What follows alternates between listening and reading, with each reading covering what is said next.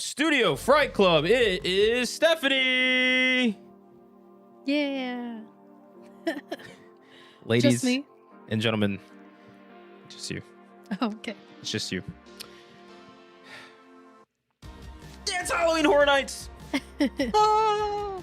What's up, everyone? Welcome to the channel that takes you through the fog on this Halloween Horror Nights 35 Eve live stream that we have for you guys this Thursday evening.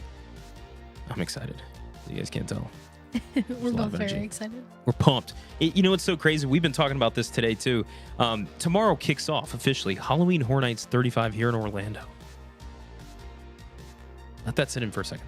Tomorrow kicks off Halloween Horror Nights 35 here in Orlando tomorrow. We're so excited. It's the eve, but this is what's kind of crazy about this. Currently, right now, Premium Scream Night is happening right now at the event. So Halloween Horror Nights is going. Yeah. I know Universal took away the guests are right experiencing it. Universal kind of destroyed the fun of opening night being the first experience. But, you know, here we are. The eve of the official opening day being tomorrow. And there's a lot of excitement because we did have 2 team member previews that recently took place Monday and Tuesday. We're going to be talking about that, which also big win, in my opinion, the fact that team members have 2 days now to experience a preview.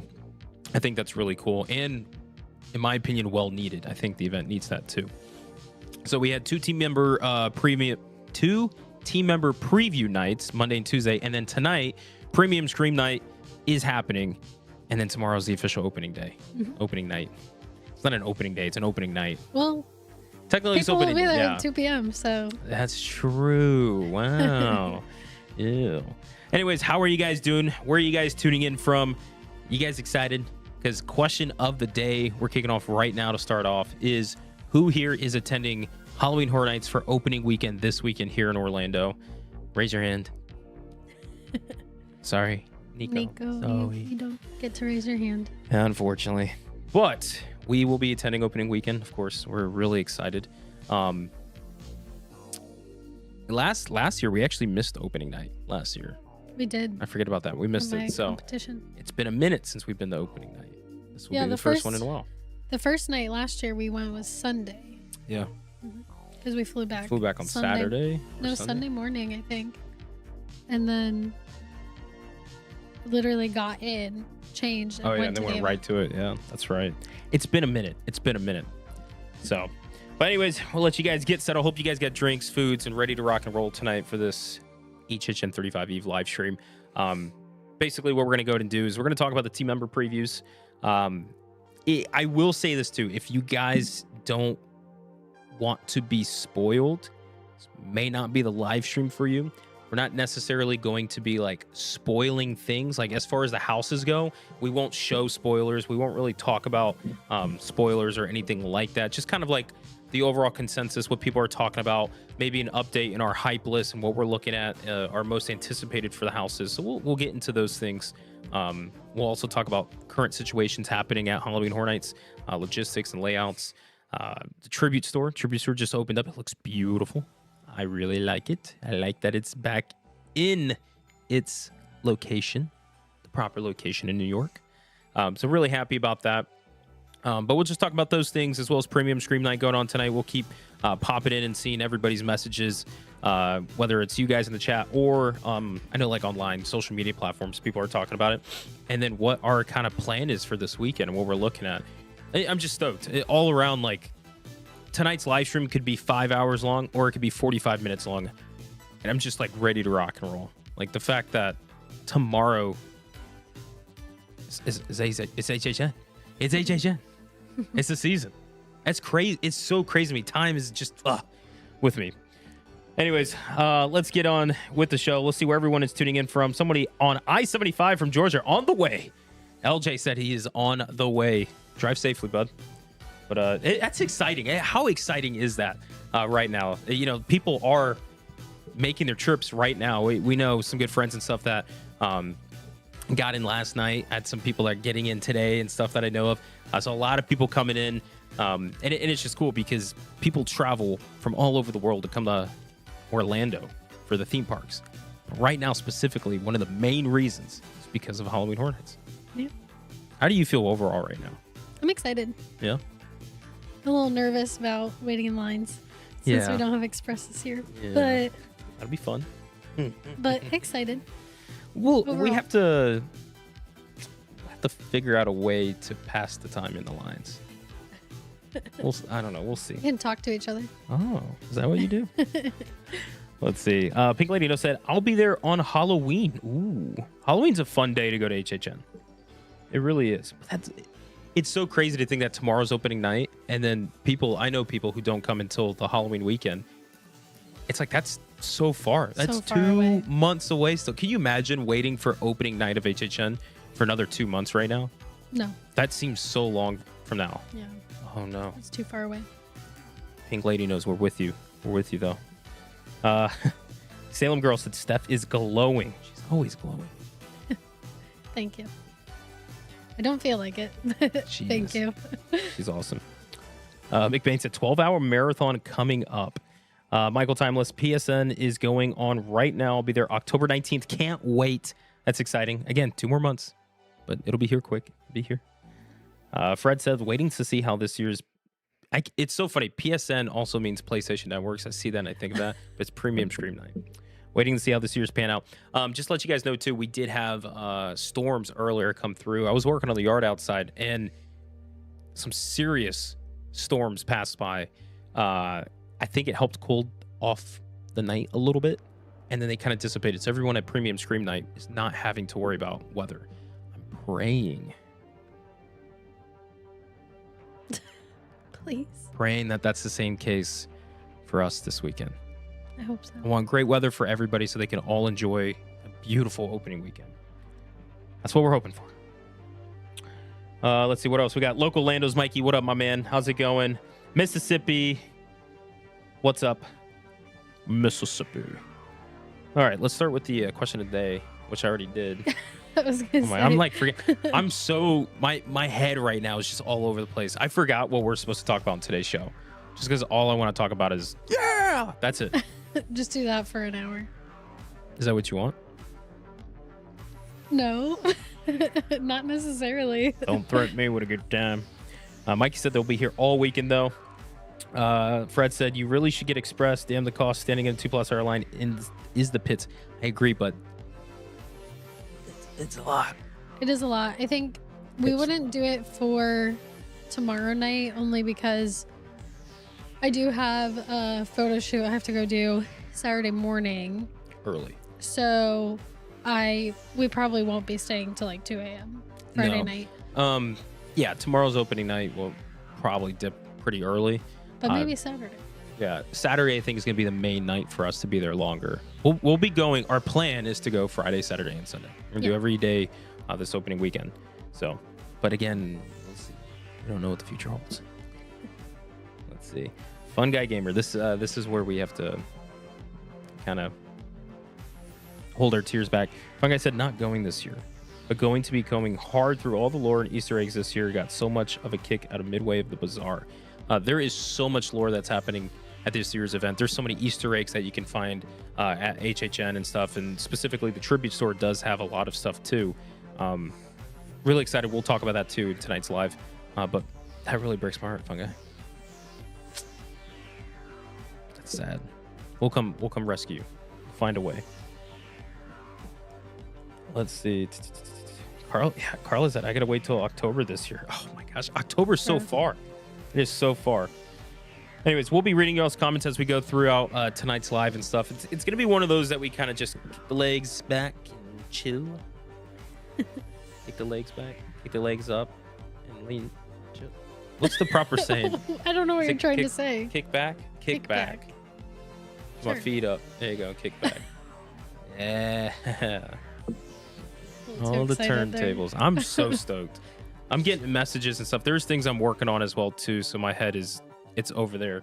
And if you guys want to know specifically what we're talking about, we are talking about the 2026 HHN at Home Fan Awards. I'm so excited, guys. We had 28 content creators reach out to us for this fan awards and doing the presentation of the awards and stuff. We had a lot of groups come up to us for this, and we're so thankful. We're so stoked to be kind of leading the charge on this one this year. It's going to be a lot of fun. If you guys don't know what I'm talking about, if you go to our Instagram account, Brian from Orlando, you guys can see one of our recent posts it's this picture that you guys see on the screen, the HHN at Home 2026 Fan Awards, where you guys, the fans, get to vote on your favorite house of the year, show of the year, scare zone of the year, and much more the entire season. And then we'll present it in one big award show on Sunday, November 8th, 1 week after the event completely finishes. So it'll be a week after the event closes down. We'll have that show. So I'm really excited for that. Oh my goodness, what is this? Jump scare. I forgot I had that on. Goodbye. So anyways, Stephanie, where do you want to start with tonight's conversation? Do you want to go to the Tribute Store? Do you want to talk about team member preview, premium Scream Night, what our plans are for this weekend, our hype list? We also have a fan Q&A that we have to go over tonight. Or do you want to talk about the elephant in the room, or should I say more so at the front of the park with the greatest looking entrance to Halloween Horror Nights that we have ever had? We could just start that, get it out of the way, and then go into the more positive things. Everybody here watching right now live, what do we think of Halloween Horror Nights 35 medallion, the front, the situation, arches, the current thing that's going on up there? What are y'all's thoughts? They didn't end up putting up posters for the houses, the IPs, right? No. I was waiting to see if maybe they would put those up as well, but paint. You get one nothing. Or two of them on. You lose. Good day. Yeah. Yeah. Carla said speechless. Amanda said, "You." Rella said, "What's the situation?" What's the situation, Captain? Yeah, I think we've seen a lot of people say, they're doing the best with what they have, or don't be hard on them. They at least did something. But also, they're the ones planning. They're the ones that did this. Whatever is going on there. We obviously don't all know, exactly the situation, if it was planned to be this period of time, if it was planned to be earlier and then it got pushed back. We don't know what the situation was, but it just is very unfortunate for an anniversary year, at least.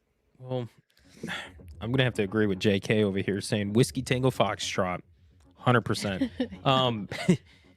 here's the thing, right? These companies, the way that they work is more than likely this was planned, or not really planned. This was something that has been brought up probably a long time ago, and it just kept getting pushed back, and they kept putting it off, because it costs them money to do such things. They started to paint on it. Honestly, I think what probably happened was, they had scheduled to paint the arches and all that stuff, and then put everything up like normal. But then probably they came across some infrastructure issues. They have a full medallion, like an actual one. Yeah, so yeah.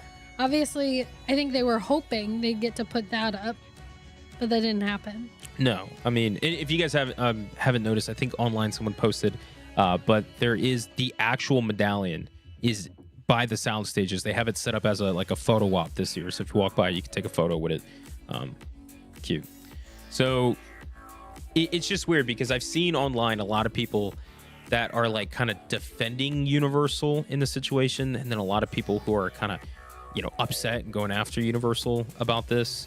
I just, no matter what the situation is, right?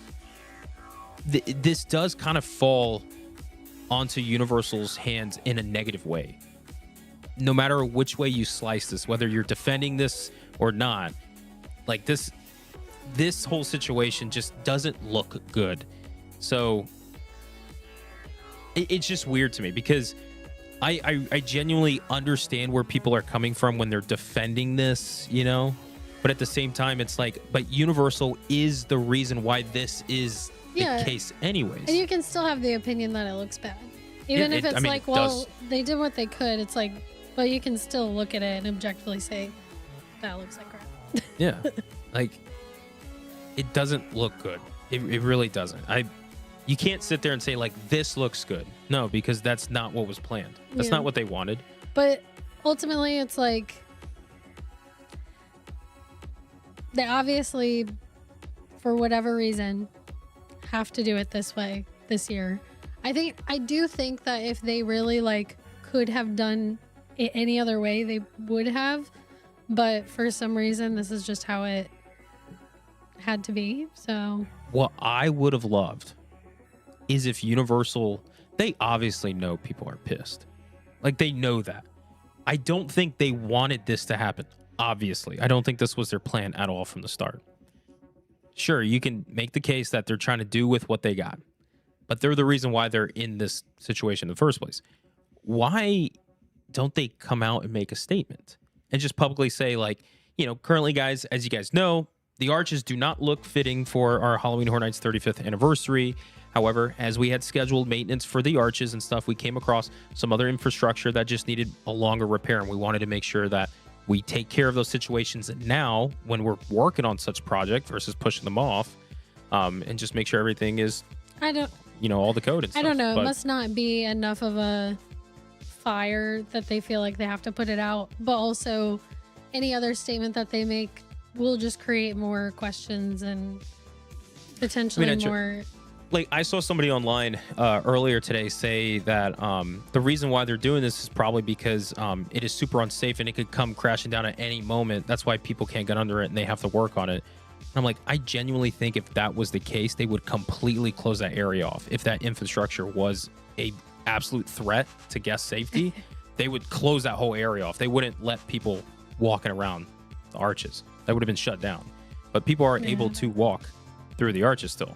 So it is just like cosmetic things, some smaller structural damage that maybe they have to repair or something. Yeah, I think Mia's on point saying they were going to just paint, which is kind of why the scaffolding went up like a while ago and just sat there.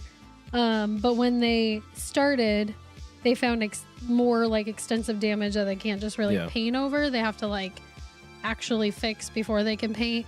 And I think that's when they were like, well, shoot, we either, this is going to take longer than we expected, or we have to push it back. And they decided to just let it, play out. The funny thing to me, though, is it's like planning, concept of planning and stuff for the company.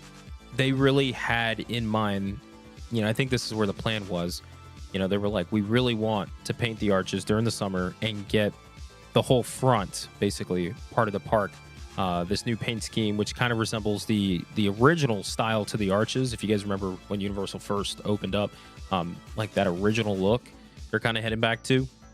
I think they were trying to do that and have it complete by HHN35 and do all that.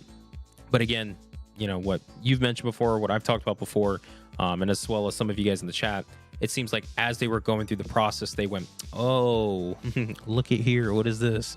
And it's one of those situations that you can't just, well, let's just paint, put the medallion, wait till the event's over, and then go back and fix it and take the paint off and repaint it. As they're working, they're like, we need to just do this now. And it's one of those things, too, since it's structural stuff, we're not really sure. Again, we have no idea. We're not working on the project. But since it's structural damage potentially or something internally with the arches that they need to repair, it's one of those things of like, well, now this could be guest safety we have to do. I just feel like also if you're working in like any sort of project management, you like have to know that every project that you expect to do is going to take twice as long as you know, expect it to be. Yeah. And potentially even longer than that, because there's always a chance of things like this popping up. Weather in Florida taking way longer than expected because there's a hurricane, you know what I mean? Yeah. So I think they maybe could have planned it a little bit further out, like in the middle of the summer, but yeah, that's what I was thinking. Like, you know, come in May, June. If not, one of the things too, it's like, why not wait until, in my opinion, this, and again, this could also be like the quarterly thing. You know, October kind of ends the year for the theme parks quarterly wise when they look at all their investments and all that stuff, park updates, announcements, all that kind of stuff. So this is the time for them to do it. But it'd have been really cool if they were able to hold this off until after Christmas, after New Year's. This is their new project, and then for the new year, they're starting off with a brand new look and everything versus doing it now. And then having that crunch of like, we got to get this done before HHN because we need our team to come up and put everything there. Oh, there's issues with the arches. Yeah, but there's just so many moving pieces we don't know about. But it is what it is. Is it the prettiest medallion and arch that we've ever had? It is. It is no. Damn right the prettiest thing we've ever seen. Looking back at photos from like 25 is like depressing, but it is what it is. We have heard really good things about the rest of the event. So to me, that's what matters. In my opinion, this is the biggest negative of the event so far. And when this is the biggest event or biggest negative, then I think we're doing pretty good. Yeah, you know? We've heard great things about basically everything else. So, well maybe not everything else. There's one other thing we have to talk about later in tonight's live. Maybe not everything else, but this a lot of the rest. This is what I want to say about the medallion, the arch situation, before we kind of move on from it, right? It is what it is. We can't control it. I wish Universal would just come out and be transparent about situations like this, because it is a big deal. This is the most photographed spot on Universal property, especially during Halloween Horror Nights. This is a big reveal. This is the big entrance, and it's kind of ruined, right? So it is what it is. However, it does look like crap. Period. It just does. Like, that's it. So I'm interested to see photos from tonight after the sun goes down, where like the little portion in between the medallion and the arch is painted to be daylight. Yeah. Yeah, I don't know. I mean, it's crazy. You might not be able to tell because it's dark and it's such a small piece, but I just thought it was funny. Like, oh, they painted it to be like daytime.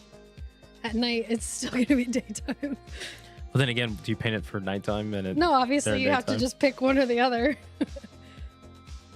I don't know. It's kind of funny. I wonder what they'll do with that scrim. They made that uniquely just for the HHN season. It's pretty expensive to just have for right now and then get rid of. Saw somebody earlier say Dunder Mifflin. So Dunder Mifflin work right here. I was like, oh. Also, let's see. I saw a comment earlier. Michael P said, just dropped in to say that Premium Scream Night is amazing this year. Wait times are 5 to 10 minutes, and most houses are pulsing. Cool. Man, what I would give to be there right now. That'd be so awesome. $800. Well, with the baby on the way, it's a little hard to do that. So, but anyways, it's just cool. It's exciting.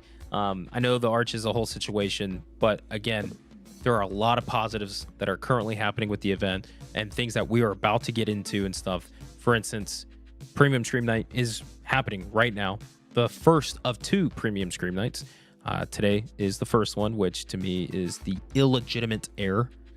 And then the true heir to the throne is the one that's on October 19th, that Monday.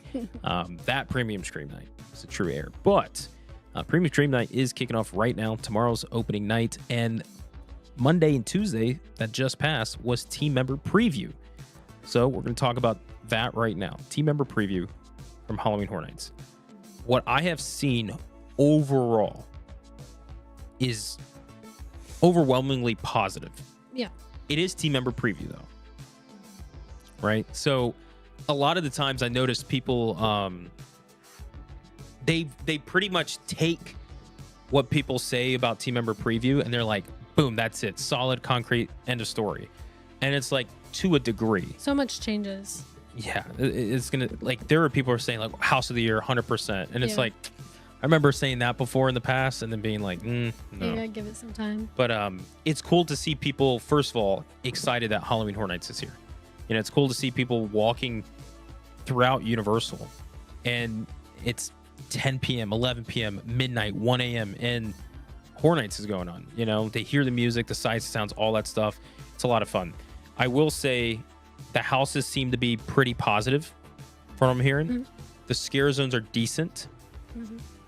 There's controversy in the scare zones. We'll talk about that. The shows, I have not really looked into the shows much. I haven't heard much. I personally, when it comes to like Team Member Preview, Premium Stream Night, even like opening weekend, I tend to try to stay away from people's reviews about the shows than I do like houses and scare zones and stuff like that, because I know at houses and scare zones things can fluctuate and all that stuff, but the shows are what they are.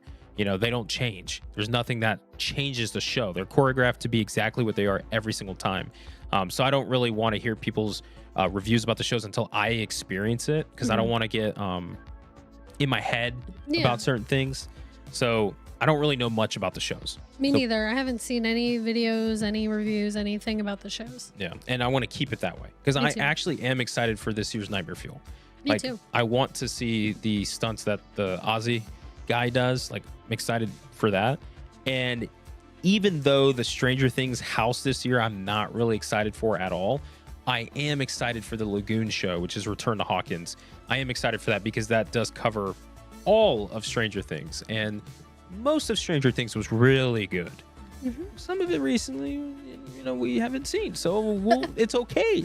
It's okay. We still have not watched it. My hope is, because we have not seen Stranger Things Season 5, that the house ends up being better than expected.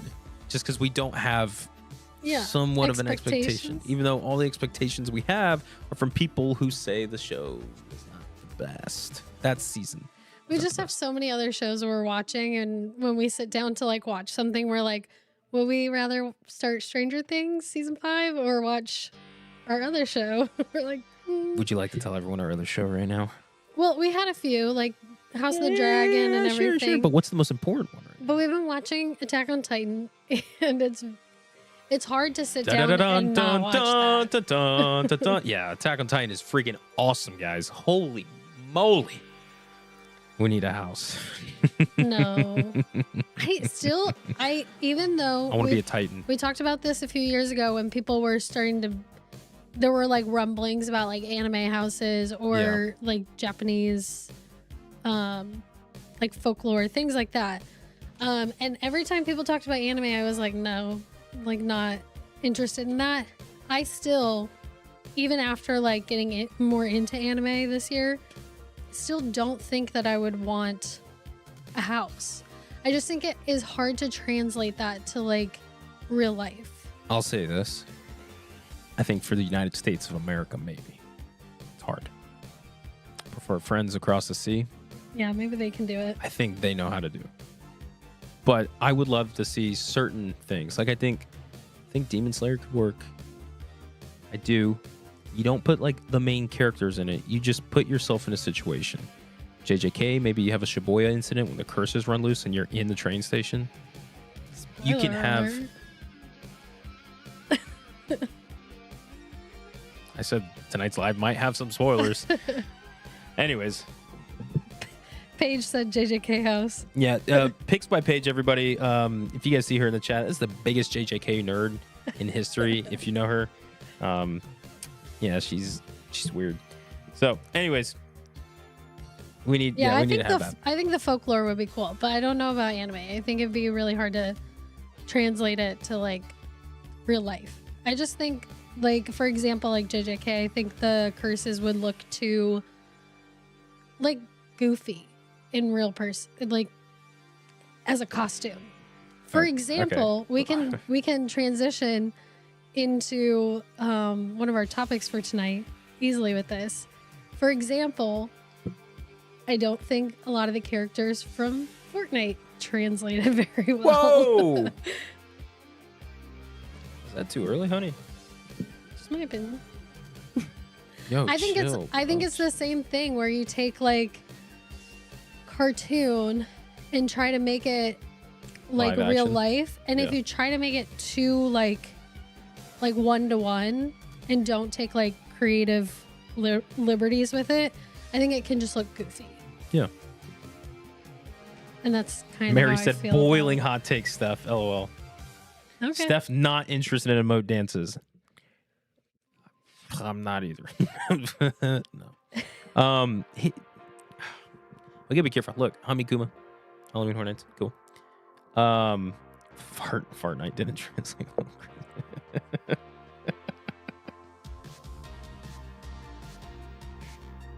Fortnite. Fart night. I'm gonna start calling it that. Fart night. But okay. All right. Let's get away from the anime conversation. Okay, that's next week's live. Let's talk about team member preview. Okay, so we had 2 nights, Monday and Tuesday, that took place. A lot of people excited. You know, online people were posting about it, which is so cool. It looks good. Like, it looks good. I know there are things that you can nitpick and take away and be questionable. Obviously, the arches, Fortnite controversy, and all that kind of stuff. You know, Stranger Things, is it actually good? Is it not? I'm seeing, and this is what I really like when Horror Nights has this. There seems to be one consensus of a certain house that is just dominating. I love seeing that. But then for the vast majority, 60% of the other houses, it is all over the place. People have their list all over. You okay over there? Scaring me. Sorry. So about 60% of the houses are flipping all around on people's like rankings and all that stuff. And to me, that's healthy. That's good to see that there's this wide variety, that houses can't be as high or as low. You don't want them low, but it just shows the difference in variety and stuff.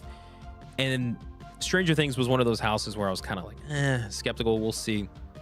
You know, there's so many different like variables that take place when going through a haunted house at HHN or going through a scare zone, that Stephanie could literally be 6 people in front of me going through a house and have the best experience, and I can have one of the worst experiences. It totally depends on your walkthrough, and things change all the time. But I've heard people say Stranger Things was and I heard people say, surprisingly, they're like, I did not expect Stranger Things to be good at all, and it surprised me, top 3 house.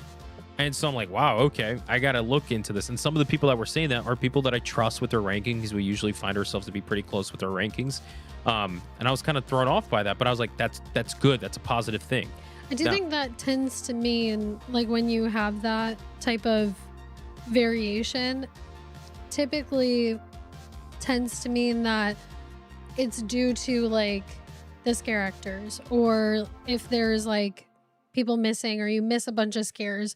Yeah, that's what I was saying with the variables. Yeah, whereas like if everybody was saying Stranger Things was like not great, it could be because of the sets and the scenery and just the overall like ambiance and everything. That's a little bit more consistent. So that's where you get like everybody saying it's like meh, which I would rather it be the other way, where like it looks really good, but maybe like your first walkthrough, you catch a bad run or something.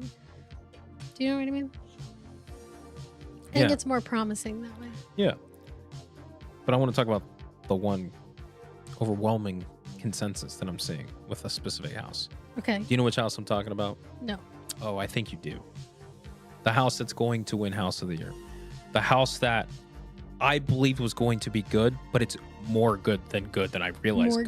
More good than I realized. I actually don't know what you're talking about because I have seen like 3 houses that could be. That's true. That is true. There's but one of them, Ozzy Osbourne. Mm-hmm. That like makes me so happy to see. I have not seen online, and somebody could put it in the chat. I'm sorry we haven't been reading the chat in a minute. We'll get to you guys in the chat here soon. But I've not seen anybody online talk anything great for Ozzy. I have seen people talk about Jock and Oddfellow. Jock, oh my gosh. Chaos and Control. Jack and Oddfellow. Jock. I'm gonna start calling him that now. Jock. So Jack and Oddfellow, I've seen a lot of people talk really good things about that house, but I've also seen some people say, it is all right, depending on your walkthrough. But I've not seen any negatives about Ozzy. And that like pumps me up because I do feel like Ozzy is going to be one of my favorite houses this year and one of my favorite houses in a long time, just for the fact of the music. It fits HHN. The tribute, of course, of what happened to Ozzy last year and stuff, of his passing. So like, it's going to be one of those houses that just feels heavy in the presence of Halloween Horror Nights and Ozzy himself and things like that, that it's just going to be good. I've heard all team member preview Monday and Tuesday, people are talking about the scare actors and Ozzy. We're just giving it their all. And I do think it goes back to our conversation that we've had live streams after live streams ago, talking about where the setting that the creatives make for the scare actors, that setting, what you're standing in, what you're working in, whatever it may be, when it is full of energy, like Ozzy's music, you give more. Like Dead Man's Pier, great house. But like when the setting is slower and, more depressing, sometimes you don't fully give in. You could go 100%, but Ozzy's helping you go 110%, 120%, I've been seeing some great stuff about Ozzy, and, we'll get into our most anticipated list again and seeing if it updates, but Ozzy has changed on my list. It has gone. I think it was number 2 on my list, and I think I would still keep it at number 2. Really? I think I had it 3. I think Ozzy was 3 or 4. I think 3. So, but Ozzy is my number 1 right now. Like, I want to have that vibe, and it seems like they're delivering. And they posted too. I can't remember the article. Mike Aiello also reposted it too. The some inside photos and all that, and it just looks awesome. It really does. I'm like, they did such a great job with that house. Mm-hmm. Yeah, I'm excited for it.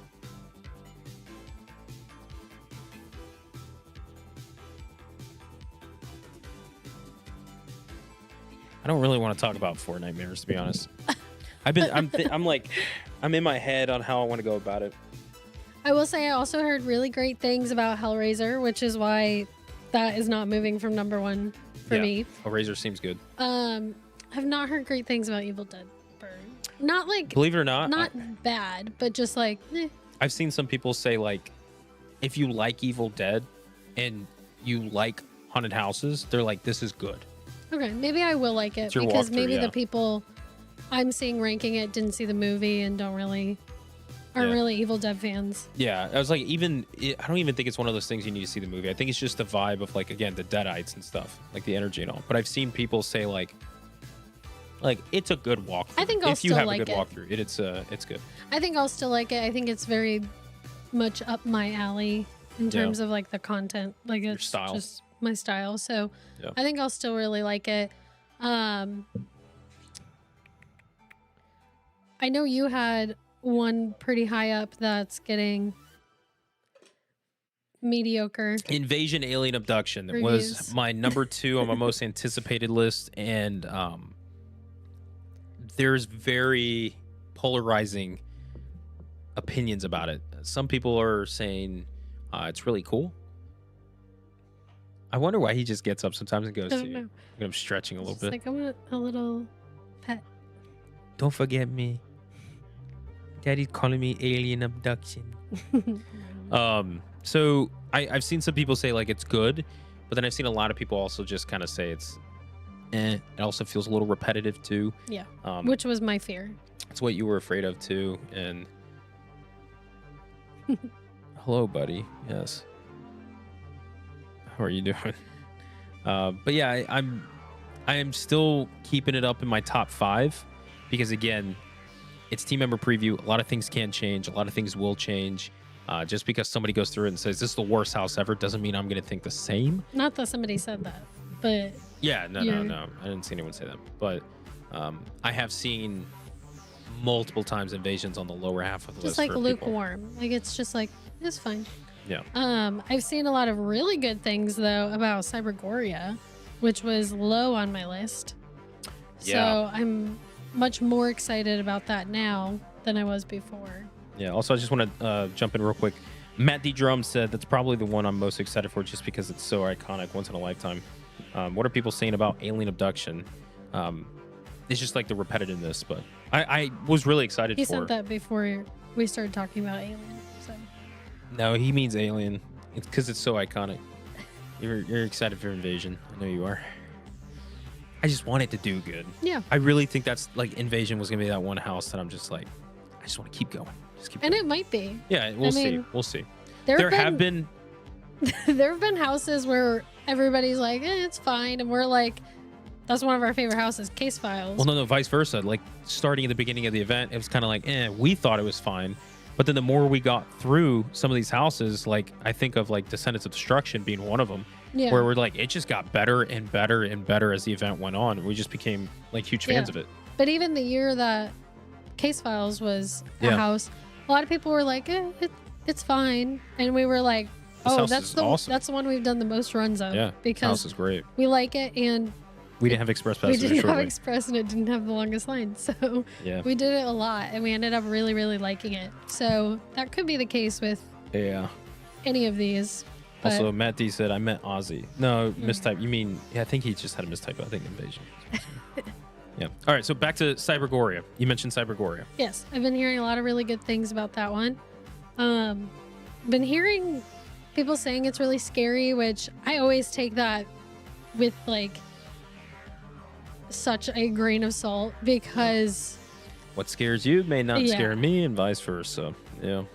I mean, just Horror is very opinionated. I will say that when we were hearing reviews of Exorcist Believer and Insidious, people were like, it's really scary. And Yeah. I was like, yeah, okay, we'll see. And they both were like They delivered. pretty scary. Yeah. So I'm hoping that's the case here, but I've been seeing a lot of people though. we boring excuse you? me. Yeah, I'm bored myself. I've been seeing a lot of people though saying that Cybergoria is very high energy, Yeah. scary and stuff. And even though like in past years people talking about invasion, You just keep going back to it. Insidious, and how they were talking about it at first, and even Jason Universe, how they were talking about that. There was a lot, like the majority was kind of speaking of it. And I will say there are people online who exaggerate. There are people who go to the event and they exaggerate a lot when they get scared. I mean, They that's say with these things. That's like horror movies nowadays. Yeah. Like that's with anything. You know, people, they don't have anything better to do. So there's a lot of exaggerating sometimes, and that's why we kind of just like, we'll wait and see, you know, because the internet's the internet, right? But I've been seeing from a lot of people, and the patterns kind of track going back to Insidious, Jason Universe, even Exorcist in a way, where the vast majority of people are talking about how, hey, this house actually is scary, you know? Mhm. So we'll see. I don't know. We'll see. You know what I want to talk about is the fact that Cybergoria is in the Fast and Furious location. Well, technically the former Fast and Furious location. Yeah, Yeah. anymore. Crazy. Well, the former Fast and Furious location, because they have one now in New York technically, right? So Yeah. but the Fast and Furious location, we recently had Jason Universe there, and that was considered to be pretty good, high intensity. We enjoyed that. Then you also had Major Sweets there, Candy Factory, which that was actually pretty good too. I thought the energy was there. May have not been like super scary, but the energy was there, and overall the sets and design and everything, the sounds, all of that was really good. Enjoyed that.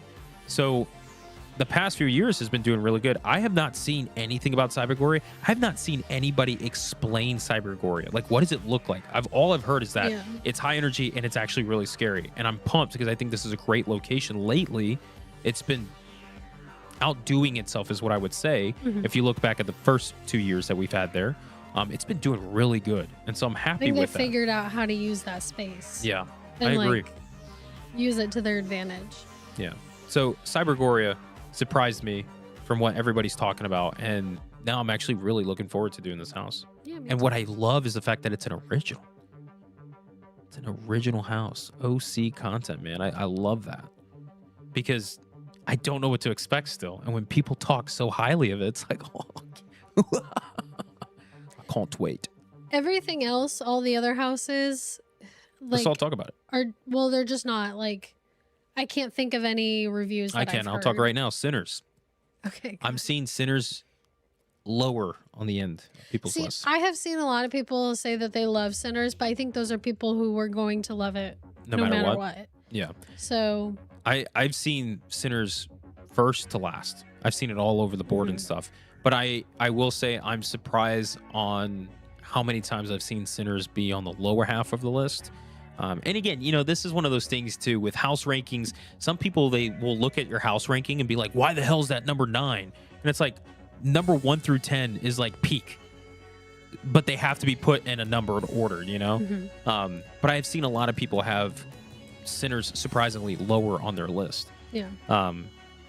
What I've heard about that house too is there are some repetitiveness, and we'll see. We'll have our experience through it. I do think Sinners is going to be good. I think it's in the middle. We'll see. We'll give it time. But I'm hoping this house does well because of future projects. Yeah. So, Jack and Oddfellow, I know we mentioned it earlier, talking about that. That seems really good. Really excited for it. I've heard impressive in terms of like the set design and everything, but not super scary. No, because Jack and Oddfellow, they hug at the end and they say, "We love you." So that's all I've heard about that one, but people have it like mid to upper.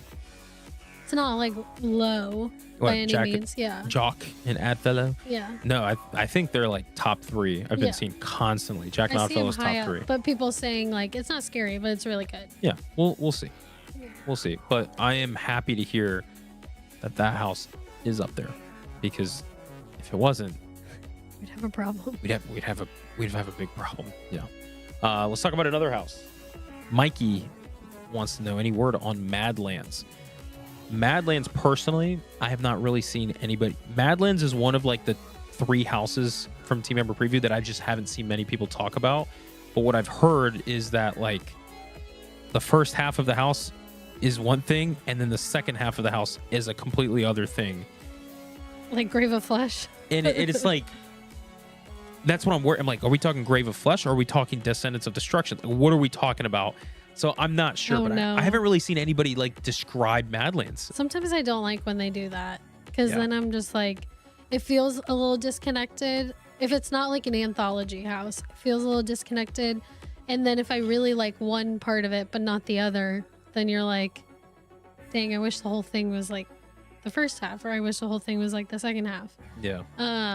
But the only thing I have heard about it is that it's very dark. Like you can't see. Yeah. But that's the only thing I heard. And that could have been somebody going in while it was still light out. Maybe. Yeah, I haven't really heard much about Madlands, which Me neither. Madlands was number 10 on my most anticipated list. It was the bottom last. And the fact that I haven't heard much, I think that's actually a good thing for me. Just because I don't know what to expect. I want to keep it like that. We'll see. Yeah. So, all right, so Madlands, not really knowing much. Now, the next house I want to talk about is HR Blood and Guts. That was number one on my list, most anticipated list, which has now gone down because Ozzy took the place. But HR Blood and Guts is another house that I have seen people have high up and pretty low down. And I'm wondering, because I haven't heard anybody describe it except for one person that I saw online talk about it. And the one person online is a big Halloween Horror Nights fan who knows HHN lore. And they're like, this is great. This is like the anniversary house.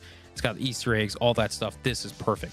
And so I'm like, that's what I'm hoping for. That's what I'm expecting. That's where I think my vote will go with.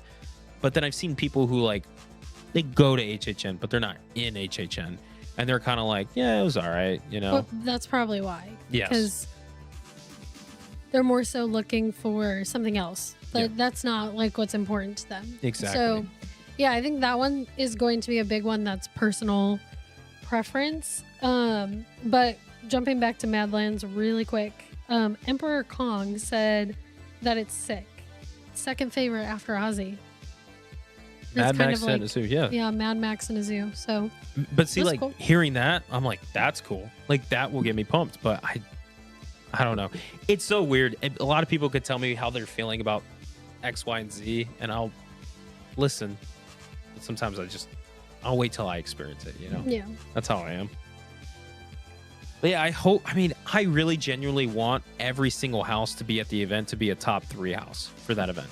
Like, that's what I want. I want to be ranking 10 houses to fit them in the top 3. But we'll see. So, what is another house that we have not talked about? I feel like we talked about all of them. Talked about Madlands. Talked about Ozzy, Jack, and Oddfellow. HR Blood and Guts, Invasion, Cybergoria, Sinners, Stranger Things, Hellraiser, Evil Dead. Yeah, we talked about We're done. Good night, ladies and gentlemen. That is it. And again, so next Tuesday, what I'm currently planning with the situation we have is that we will be hosting our next live next Tuesday. So another Tuesday evening live stream to just kind of recap and review opening weekend of Halloween Horror Nights. So next Tuesday, we'll be going live to basically give you guys our actual review from our experience from tomorrow night, Saturday night, Sunday night, opening weekend at HHN35. So tune in, make sure you guys have that scheduled because we'll be able to give you guys more detail. Yeah. Right now, we're just going off of what we're hearing online. So now we talked about the houses. Let's talk about the scare zones. Infernal Carnival of Nightmares, the Icon Scare Zone. Cool. Yeah. I haven't seen anything besides just the Jack and Oddfellow right there. That's it. Does it go further back? I haven't seen anything. I haven't seen anything from further back in it. But yeah, just that one area with Jack and Oddfellow, but also have seen like, again, spoilers. I shouldn't say that's too mean. Usher wannabe. Usher and Usher on stilts. Yo, and Caretaker. Can we talk? But Caretaker is in the other scare zone, but maybe he was just walking around in there. It could have been for Scaremony. Was it earlier in the day you saw that? I don't know. Yeah. I just saw a video. What do you think? And chat also to you guys. I'm going to go to you guys on this one. How are you guys feeling about the new design for some of the icons? I think it's fine. And here's the reason why. I think it can be really difficult to recast a like face character in the same exact design with different actors. I think sometimes it can be difficult, and I think potentially they were just trying to avoid like people being like, that's not Aaron Klein. You know what I mean? Yeah. I don't know how I feel because it's like, I think it's fine. I understand like there could be a story behind it and like the direction they want to go with and all that stuff. But it's just there's something for them to be icons, to be iconic characters for Halloween Horror Nights. it's like to change their look changes their story, changes their, just them as a character. I want to know what that reason is, where they're going. But I also like the older looks of those characters to me look scarier than these newer looks. These newer looks to me is too fresh, it's too clean, it's too vibrant, it's too shiny, round. Where the older looks was very like grudgy, it was just like dark and stuff. And like there was something more sinister with that versus what I see now. They seem too playful to me now. I do definitely agree with that with the Usher. Fun Guy said apparently that's supposed to be like one of his minions. It's not actually him. That's what I'm thinking. But then like Usher's not there at all. I guess. And you know who else has not been seen at the event? The director. And everybody forgot why. Y'all need to do your HHN homework, guys. I keep seeing everyone online talk about, where's director? Where's director? I'm like, what do you mean, where's director? You guys know where he's at, right? Nobody does. And it's like driving me up a wall. I'm like, how does everybody forgot director's recent project he's working on? I know you don't remember. This is like deep HHN lore. This is deep HHN lore. Anybody know what I'm talking about here in the chat? Are you messing around?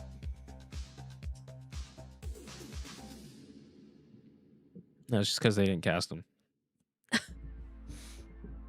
That's why. You're just messing around. I do have I believe it or not, I actually do have a theory as to why. That could work with the lore, but I don't think they just cast him. Someone said he might be in Hollywood. I don't know. I guess we will see, but it is kind of weird. They have like, he's just not there. They have all the other ones. He's just not there. Also, I just want to say this: Fun Guy Gamer is getting very close to being banned.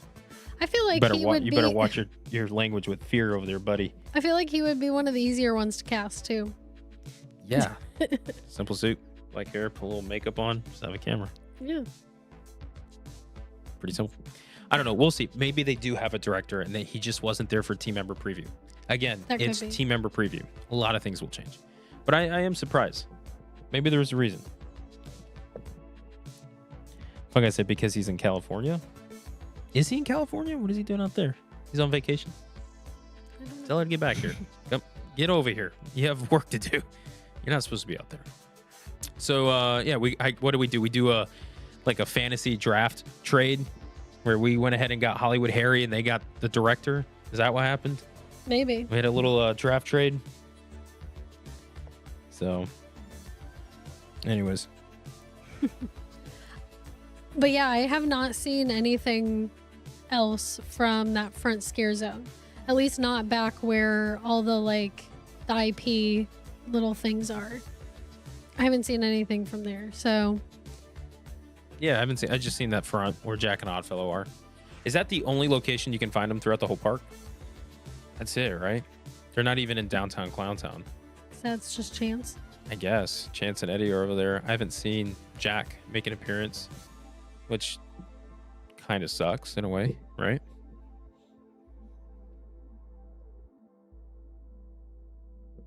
I think. I don't know. Yeah, I haven't seen anything of them popping up anywhere else. Yeah. Other than as the little puppets. Yeah. Oh, yeah, that's true, right? So anyway, speaking of downtown Clowntown, it's another scare zone we have on our list of things to experience at HHN. Looks fun. There's a lot of things to do. I like the fact that they've expanded more of the scare zone. So cool. Excited for that. The killer clowns are out there. People love killer clowns. Yeah. We love them. It's so cool. So killer clowns are out there. I do want to bring up the conversation of killer clowns again when we talk about Fortnite mayors. So please don't let me forget that. Chat, don't let me forget that. I want to talk about them. But Art the Clown's out there. They have them on stage. They do this little stage show. They have some other characters within the Terrifier universe there too, which I think is actually, that's a good win. Glad it's not just art. I like that they have practically a Terrifier scare zone. Yeah. In his own little stage show and stuff like that. So I think that's good. I do think that's good. We have Club Horror out in San Francisco.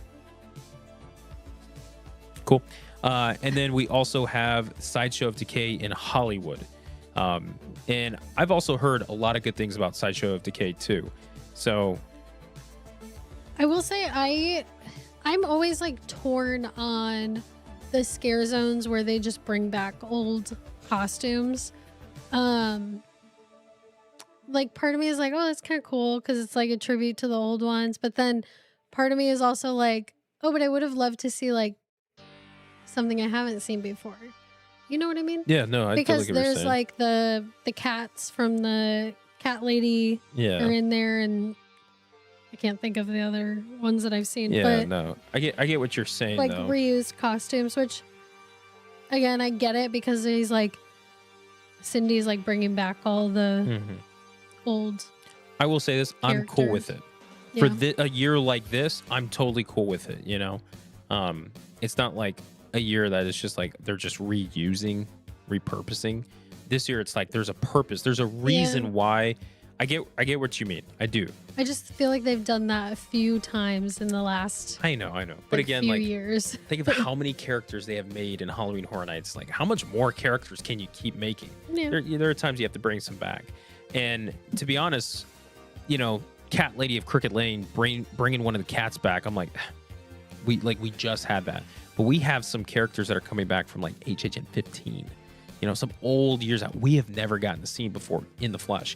So like those, to me, bringing back like really old HHN characters, like originals and stuff, to me is the biggest one. Yeah, I like that. I think that's cool. I think it's when it's a character that we had like a year ago, 2 years ago. That's not like big in lore either. Like the Cat Lady of Yeah. Crooked Lane, the cats are like, Yeah, I think that's the one thing that I'm like, or when they like keep bringing back the same ones, like yeah, Tricks and Foons or the Matilda or whatever. yeah.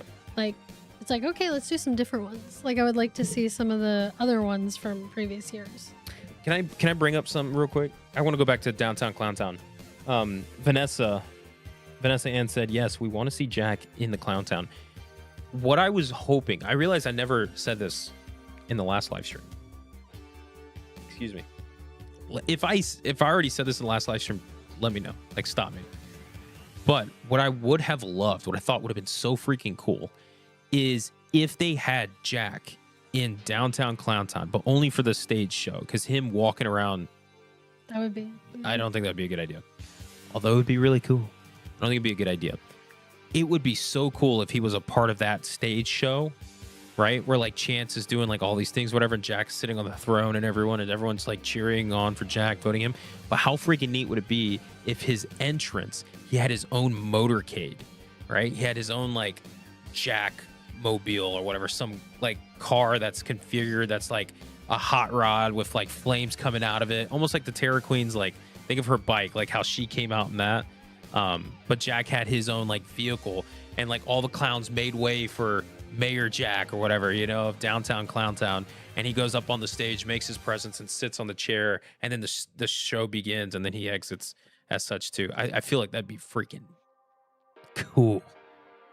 Yeah. Did I not ever mention that? No. I think I wanted to say that last don't live stream, but I don't think so. so. But Vanessa Ann's comment, you reminded me of that, saying want to see Jack in Clowntown.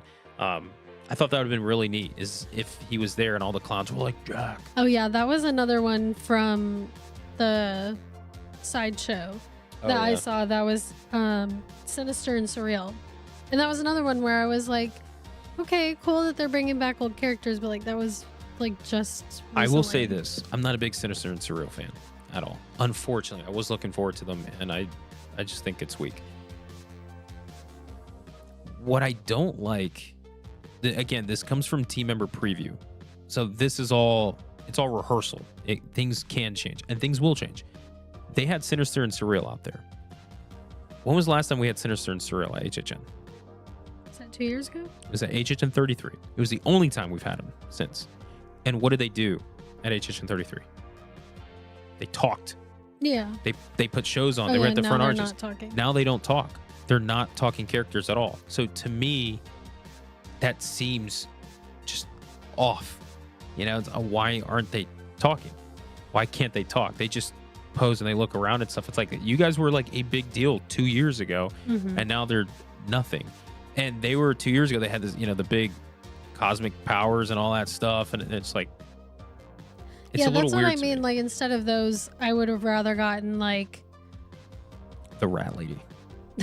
yeah, like lore from like way back then that, you know, we haven't seen in a while. Put Charles Gray in his boneyard outfit and She throw him out doesn't. there. She doesn't even need to like be in her little coffin with the rats. But like, I think if you put her in there, people would know. Some people would know and be like, "Oh, that's cool." Yeah. This is what I would say. Ladies and gentlemen in the chat, please vote on this. Let me know. What do you guys think in the chat? Should we go ahead and dress up Mike Aiello and Charles Gray in their former scare acting roles? What do you mean we? We vote. Like kidnap them? Kidnap them. And yeah. No, but like, how cool would it be if like Mike Aiello reprised one of his roles from like Sam Eats and stuff and was in Sideshow of Decay, like for a night? And what if Charles Gray like reprised one of his roles from like The Boneyard and he was in Sideshow of Decay, and they had the creatives out there from their former roles doing one set, just out there to have fun and stuff? I think that'd be freaking neat. You know, what if we made Laura Sauls her own character and she was out there and she had her own lore and all that? I don't think they would like what that. What if we had a year where the icons were the creatives themselves and their own characters and their own lore, and where then something happens and they disappear and that's when they retire and a new cast for creatives come in? I don't and think take they the would story. like that. Imagine like you're in that position. I would be like, no, please don't do that. Yeah, I can't even get off the couch without struggling right now. But they're in peak shape.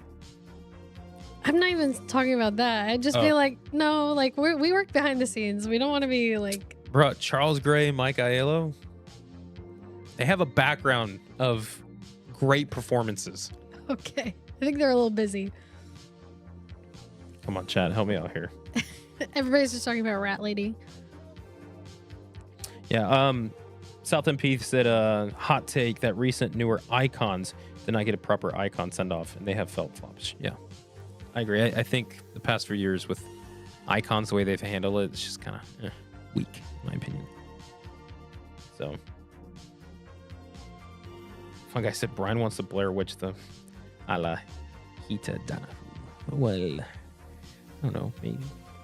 I'm kidding, no. I love them. I think they're great. So anyways, I'm stalling, guys, because the you next don't want to talk about Fortnite Mirrors. Fortnite Mirrors is the next thing we have to talk about. So instead, what I'm going to do is I'm going to stall even more. I'm going to pitch the mic over to Stephanie. She's going to have the floor for a minute. I'm going to go to the restroom, and I will be back. So the floor is yours. Good luck, chat. Keep her busy. And then when we get back, 2 hours later, I want to Fortnite hear Mirrors. what you guys think about what you have seen so far from Fortnite Mirrors. Do people like it? Do you think it looks good? Do you think the costumes look good?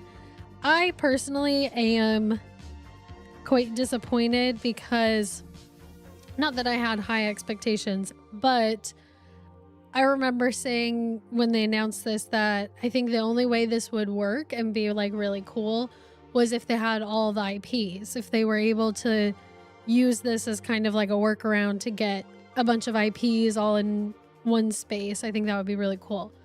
But so far I have not seen a single IP character. It's all just their own characters, which I guess I understand it's probably really difficult to get all the IPs to agree to do that, but that would have been like the one thing that would make this actually like make sense. And I feel like it's just not. Empty, Sandy Ben, very empty and cornier than I thought. Yeah, that's kind of how I feel. I thought, you know, at least they would, I don't know. We haven't seen a ton of the atmosphere like at night. A lot of the walkthroughs that we were seeing were during the day. And then anything at night that we've seen is like just people flossing, honestly. So I did see one video, actually, like 3 hours have ago you from seen at night. any like fog? No, 'Cause I haven't seen this, the like, storm. thing. No, but again, team member preview. They may have not had it running up as of today. They had new stuff go up. Yesterday, they had new stuff go up as well. So it's team member preview. We can't fully judge what is considered to not be the official run. You know. I will say that I do feel like we can judge the costumes that we are seeing. And well, like one or two of the costumes look cool. Like the dude, I don't know Fortnite, so I don't know any of their names or anything. The dude with like the wrap stuff and like the blue glowing eye, he looks cool. I think that costume looks cool. Oh yeah, I know what you're talking about. He has like his face is wrapped around. And he's got the hat. Yeah. Here's the thing. The tomato cat thing, like the costume looks cool, but like it's not scary. Okay, this is what I'm going to say.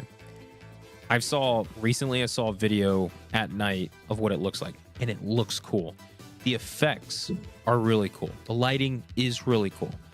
That's what I expected from this. Like I had high expectations as far as how it looks, and what they were planning. Didn't see the fog, but again, they probably haven't operated it for Team of Preview, or at least for the videos we saw. Well, you didn't see video at night of that. You just saw people dancing. But this is why I brought up the killer clown situation. I wanted to be reminded for it. I saw online somebody comment defending Fortnitemares, right? And they said, we don't see people complaining about killer clowns. Killer clowns are not scary at all. People welcome them and they love them. I think they're a little scary. I saw somebody then respond to it, and this is where my agreement is. It's not whether something is just scary or not, because again, that is totally based on your opinion and stuff. You know, what scares you may not scare others, and vice versa. But it's the fact that Killer Clowns at its heart is horror. Mm-hmm. It is designed for horror. Yes, it's campiness. You know, it's a little laughable at things and stuff. You know, Killer Clowns, but it is horror. Fortnite is not. At its heart, it's not horror at all. So that's where the issue is, you know. It's the fact that what I'm hoping for, if I go through Fortnitemares and a scare actor actually scares me, I will come out and say that this is the best scare zone we've ever had of all time. I will say that. But I don't think that's going to be the case. And from what I'm seeing, a lot of things seem very stagnant off to the side. Yes. Versus interactive and all. And a lot of people are going to use this to emote. And you know what? That's what Fortnite's known. But it's like if a property is bringing an action to Halloween Horror Nights that is known as like emoting, where you're just dancing and stuff, where does that fit in with the horror? No, and for so many years, they used to like push people along in scare zones when they were trying to take pictures with scare actors. But now there's a zone that's basically like encouraging that. Yeah. I don't know. It's kind of a disruptive behavior. I mean, I know it originally was disruptive like to the scare actors when you're like stopping them to take a selfie, and now these scare actors are like kind of set there for that purpose, but I just don't think that that's what that space should be used for. Yeah. And like you were saying, like at its heart, like the skeleton dude, just because he's a skeleton does not make him look scary. But that's the same thing with like killer clowns. Like, yeah, they're clowns and they're like goofy, but their design is creepy. Like if you like look really hard at their faces, they're not like cute. They're not like clean. They look off. You know what I mean? I hear what you're saying. I don't know. Like Fortnitemares has such a big question mark over it in my head. Because like, if they do bring a lot of other IPs involved, because I know they had the Statue of Liberty lady from Purge. That's like a Blumhouse thing. Pretty easy for Universal and them to work that out. But like the other ones, like if we could get a Michael Myers, a Ghostface, a Leatherface, a Jason, it just names some other ones, a Billy. If we could get them in that scare zone to be like Fortnite and they're all walking around, I think that'd be a huge hit, believe it or not, because it's all those main icons all together in the same place. But I don't think I don't know. Maybe, I don't know. Again, that's what I was. The only thing that we have is we're coming off of experiences from Team Member Preview, which is not a real night. I would like to ask the chat. Would you like to phone a friend? If they have seen the Purge Statue of Liberty lady in that zone, like I've seen photos and videos of her in that zone, and I want to know what the correlation is, why she's in there. I think she's a character you can play in Fortnite. But So that's the only IP. Because I think seems. it's Blumhouse related. So Blumhouse is like, yeah, use us. Okay, then do Please. more Blumhouse. Give us. Are there no other characters? I don't know. Yeah, Mr. Disney King said yes. They say she's the only IP that made it, and more may be coming. I just like at that point, just don't have IPs because then people are looking around for all the other ones, and there's only one. Okay, here's a two things. To what Mr. Disney King said, right? She's the only one that made it, and that more may be coming, right? I hope more do, but the opening night's tomorrow. Premium Scream Night is tonight. The fact that they're still playing this potential of contracts and stuff, it's a problem. The second thing I want to bring up is actually a question from Mikey Brown. Our local Lando said, if the overall feedback is going to be negative this year regarding Fortnite, do you think the creative team will rethink a decision like this in the future? I hope so. Here's my thought. The answer is no. Because specifically, it wonders if they can directly correlate how much money do they make with a property like Fortnite being at the event. Yeah, but I also think the creatives are open to feedback and will be like, "Ooh, maybe people didn't like that." And then, but here is the ultimate Achilles heel for Halloween Horror Nights fans.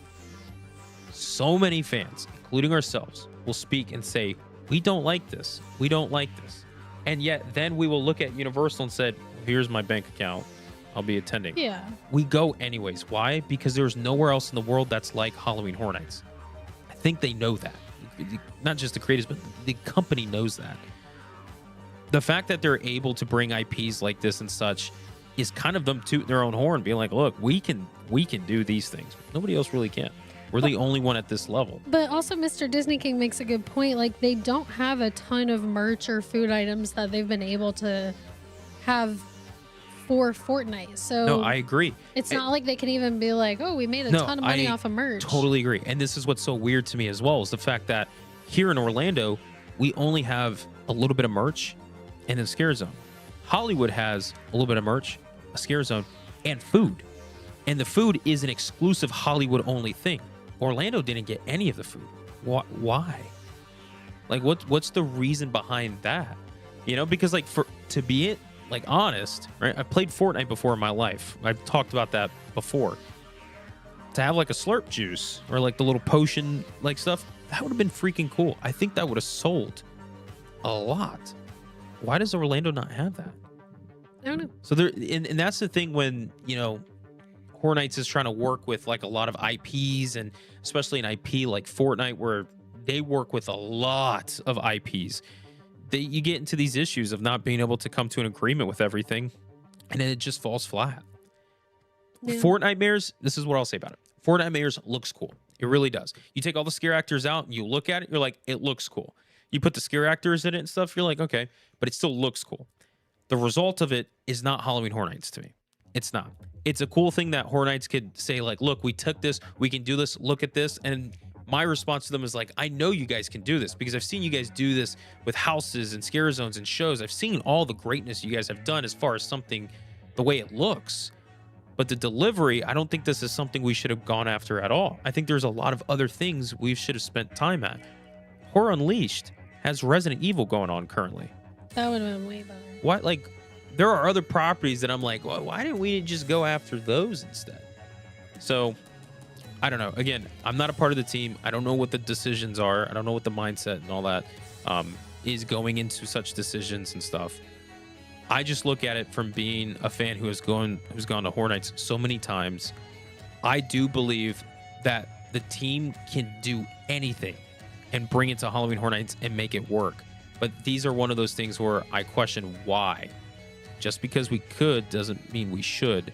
And what I'm worried about is not the fact of, is it scary or how cool does it look? What I'm worried about is what will it actually attract? What will it bring? And it's these, I don't know. I'm at war with myself, guys, because when I see people like emoting and like they're just like, it's just for videos and social media and stuff like that, it does bother me. But at the same time, I'm like, but you know what? I can't sit here and say like, this is stupid, this sucks, because I look at the phone and I see these people actually having a good time. People are out there actually enjoying themselves. There are fans of Fortnite who are enjoying themselves.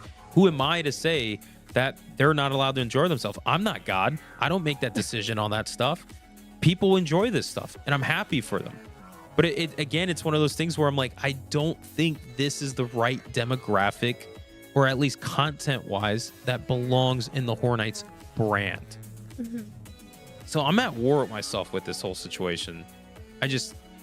I will make this promise. If I go through 4 nightmares and I genuinely get scared, if somebody pops out and scares me, I will come out and say this is the scare zone of the year, 100%. I will eat my words, and I'll say that. But I have not seen anywhere people going through 4 nightmares and again, this is just team member preview. I've not seen anybody mention this online. I've not seen anybody take photos about this online or do videos of this online where the scare actors are like scaring you and the people are there to get scared. That doesn't seem to be the directive of the scare zone. No, I just see them either standing there because they're stuck on a platform or dancing. Anyways, that's my little 4 nightmares rant. That's why I didn't want to really get into it because, again, I don't know. I am excited to see it, like, in person. Like, I am. I think it looks great. I just don't think it delivers what it's supposed to. I'm not. I'll just be honest. But we've talked about this. I am not, like, I have no knowledge. Yeah. Never played it. Don't care for it. Like. And your first thought, you think of it as like, oh, it's like a kid's thing. Game. Yeah. I get that. I respect that. We were walking by, we were there during the day, like over the weekend. I can't remember when that was. But after they put the battle bus out, and there was a line of like 10-year-olds to take pictures with it. And I was like, okay. Yeah. I don't know. But it is what it is. What I would love to know is why. Like, why did they pick Fortnite? Yeah. Like, why? Just curious. Just an offer that they couldn't pass up, I guess. This is what I'll say. I don't think it should be at the event. I don't think Fortnite belongs at the event. But you know what? To the people who are really excited about this and who are loving it, like, good. I'm happy for you guys. You know, I am. Yeah. You know. What is everyone saying in the chat about this? Let's read some of your comments because I noticed there's some long messages here. Yeah, Ace Territory, it's possible creatives and higher-ups truly felt like it belonged to HHN.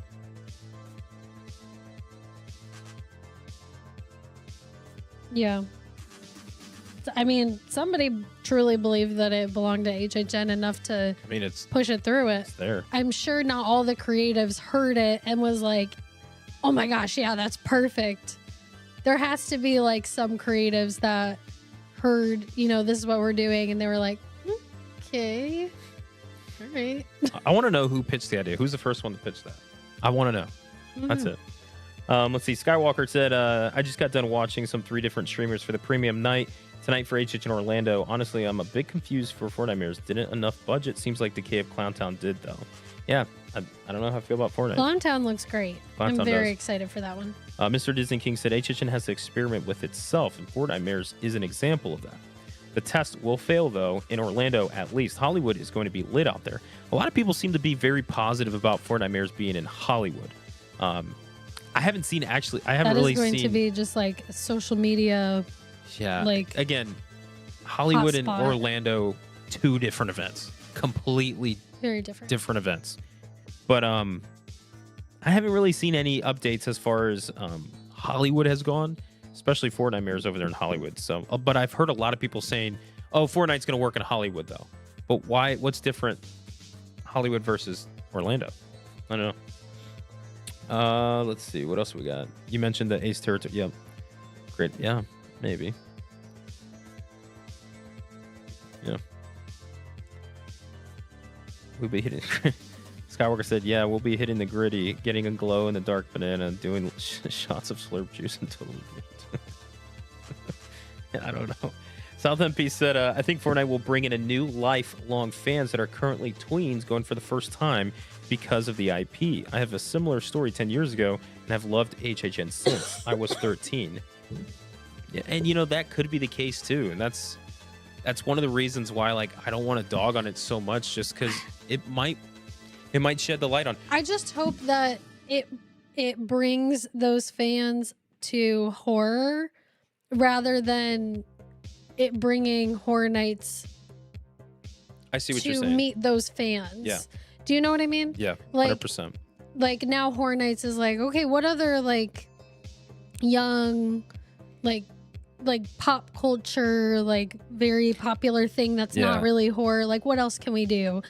Instead, I'd rather it be like, you know, these people are younger people coming to see Fortnite, and then they like go into Hellraiser and they're like, oh, that's really cool, like I want to get more into like horror movies and stuff. Yeah. But it worries me that they're just going to continue chasing this, like, what's the cool thing right now? Yeah, we don't need Horror Nights to go after the world. We just want the world to go after Horror Nights, you know? And another thing I'll say, we've made this comment so many times, the IPs may attract and bring new people in, but it's the original content that really, like, makes fan out of HHN, right? So I will say, the light at the end of the tunnel, what I'm hoping for is you do have this new generation or just demographic of HHN fans who go and want to see Fortnite, like it, but do get to experience the HR Blood and Guts, the Jack and Oddfellow, and they're like, oh, this is awesome.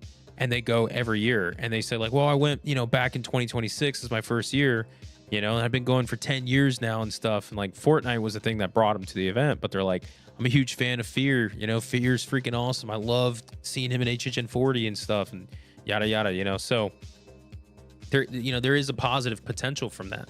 But again, for something like that to actually be tracked and all that, it's going to take a long time to see if that actually ends up being the result. Yep. So let's see. Skywalker said, no, Disney and Epic have a joint partnership. Yes. And we made that comment a couple live streams ago. Nico, he's having a little dream.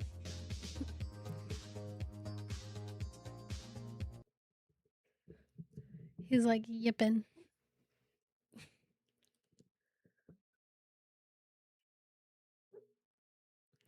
You guys hear him? He's dreaming. He's having a little nightmare. Cute.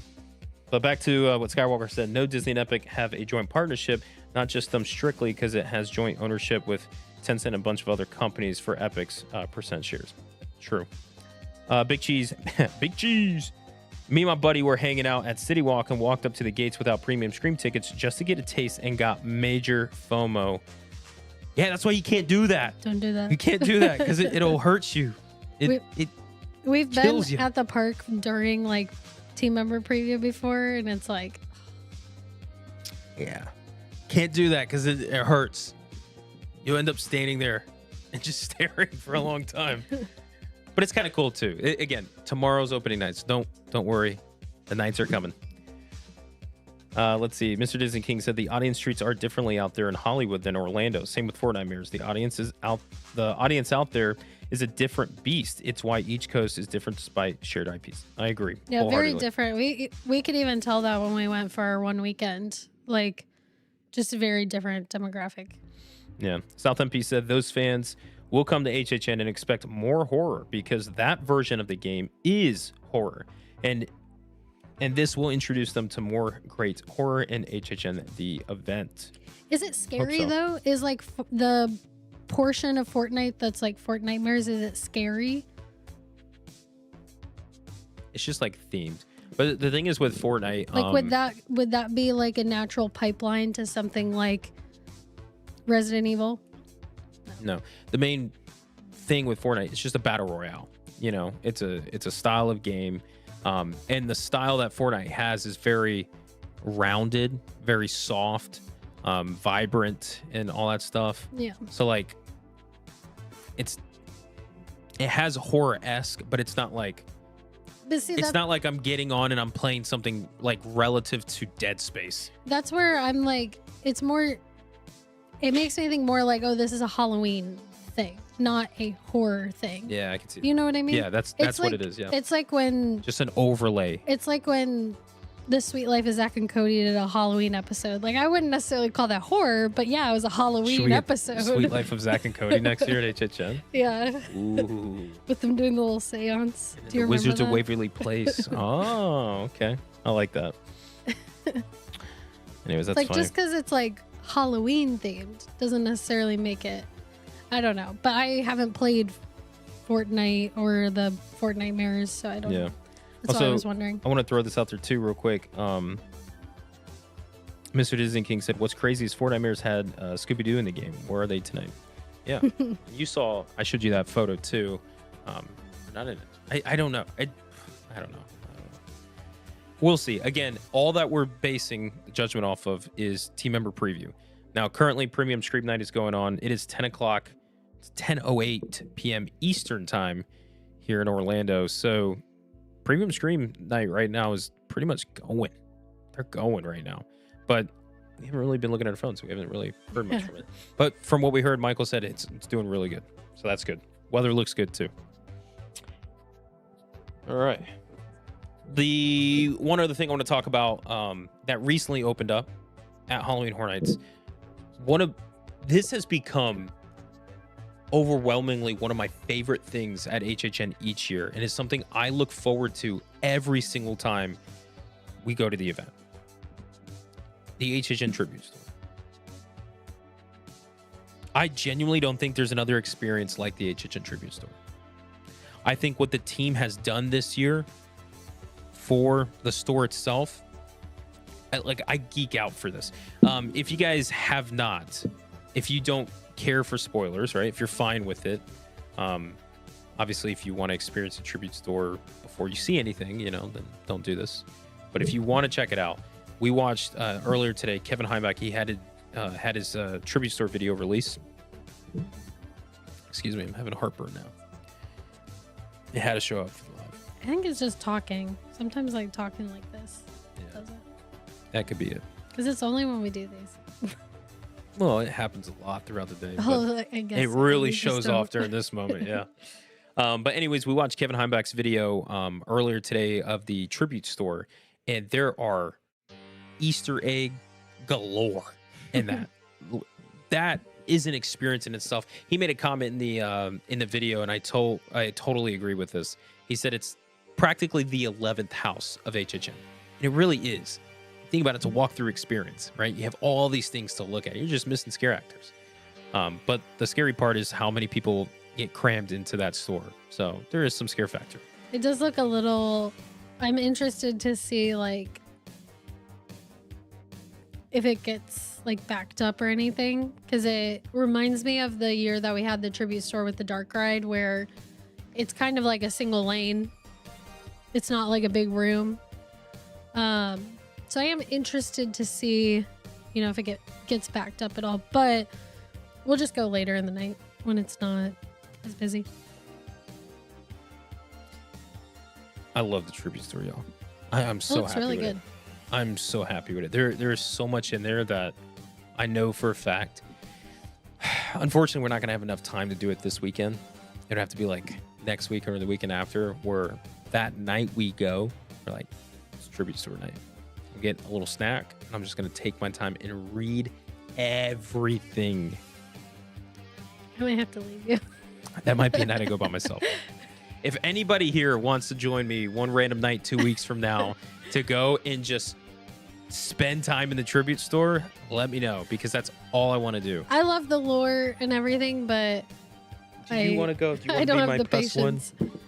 to read every little individual thing. But Kevin's video kind of went over most of it. A good bit, yeah. So if you don't have time to, if you like that type of stuff and you don't have time to really take your time and read everything, you can definitely find it on YouTube. You look like a bald old man. But it looks really good. Yeah, it looks good. And it's so... A lot of effects. Yeah, the team did put a lot into this. And they always do. Every time, except for last year. They were we really gotta go all out this year because of last year. Shout out to the team that does a tribute store. It genuinely, it's just so cool. And the fact that right now with the tribute store, the way that they're leaning, we could get an entire year that's themed off of the tribute store's stories right now. Nico, hold up, honey, he's looking at the thingy. Hey, sorry. What are you doing? What are you doing, brother? No, unacceptable. -10 points. So he's trying to turn up his mic. But no, like we can have an entire year that's just themed based off of the tribute store and its themes. We can get houses, we can get scare zones, we can get original characters, lore. The things the team has been doing is just awesome. It looks great. I'm clapping for the team because I love it.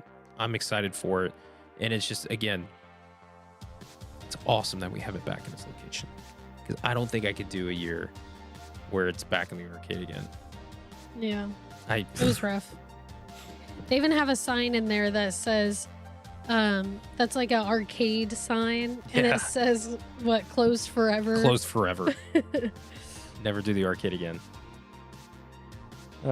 Let's see. Big Cheese said, sorry if this was already covered, but what are y'all's thoughts on the archway being pretty much confirmed to resemble the original design again? The current look, where it's behind a scrim, I don't like. But this is what I'll say about the paint work that they're going to do there, the design. Do like that.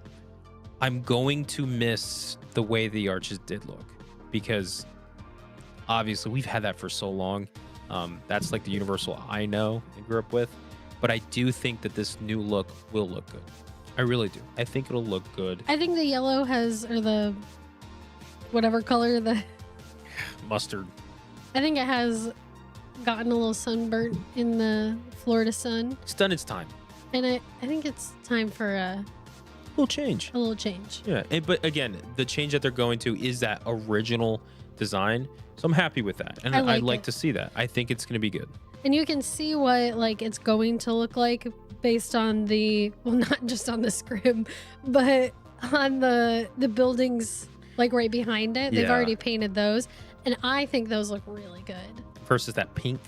Yes. Yeah. So I think it's gonna look good. It's gonna look good. I'm happy with it. I just wish it was not behind a scrim right now. You know. Mikey said, "Let's run it, Brian." All right, let's run it. Whoever wants to meet me in the tribute store. Houses. And we'll literally decipher everything. Did you guys? I don't know if you guys remember. Remember when I told you guys I created a language that's Horror Nights lore?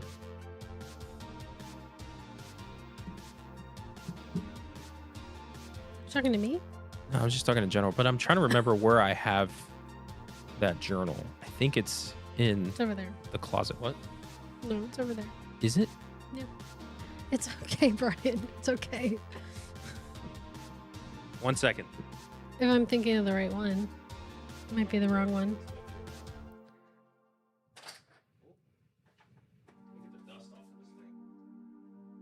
I don't think anybody can hear you.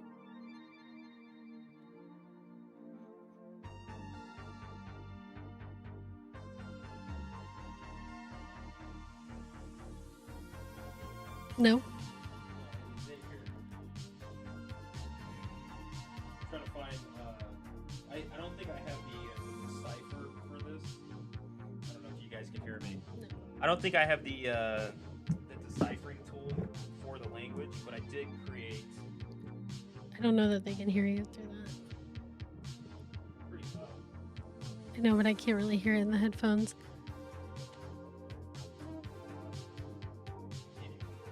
You need to go way closer. I don't know. Anyways, whatever. Oh, here. Here's the whole language. Show it for a quick second. I got a whole thing here. It's for the book.